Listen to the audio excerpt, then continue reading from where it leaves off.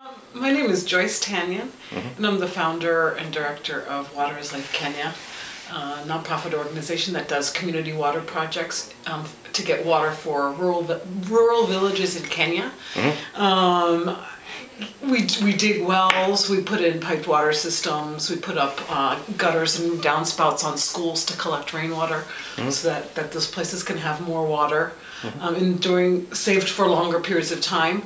I work with a lot of communities and a lot of women in the communities. Their lives are really impacted by the work that we're doing because they spend their days getting water.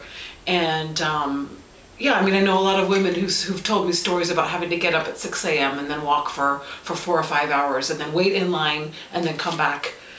Maybe, so that's their entire day. That's their day is getting water. Right. And then their work isn't finished. They have to go pick firewood up in the woods. They have to milk the animals because these are pastoralists and they keep cows and sheep and goats.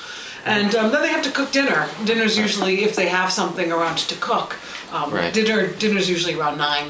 Right. Yeah. So how has your work with these people changed lives?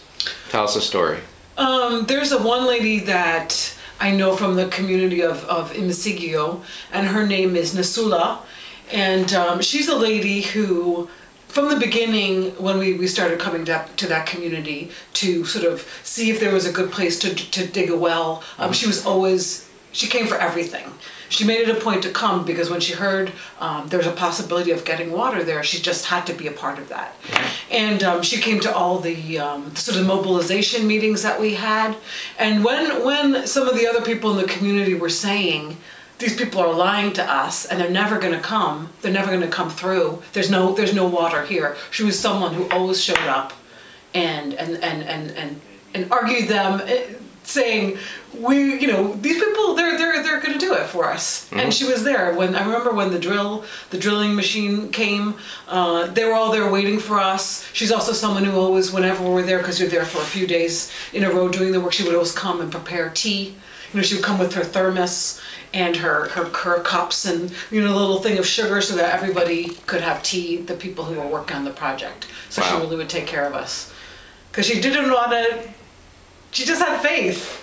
And when the water came and the well was done.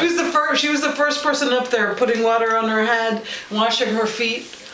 Wow. With a huge smile. I have some really great pictures of her. And now what does she do? What has changed about the way that she lived her life instead of having to walk for water for hours? Well, now she just comes to get water first thing in the morning.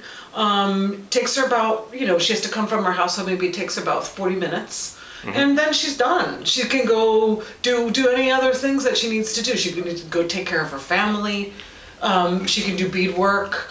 They have a small farm up there, so they're able to spend more time cultivating and taking care of their animals. And now her daughters are going to school too. So they weren't going to school before because there was too much. Yeah, too much work, and also some small children that needed to be watched while she was going to fetch water. So water didn't just make her life easier; it also gave her kids an opportunity to learn. Oh yeah.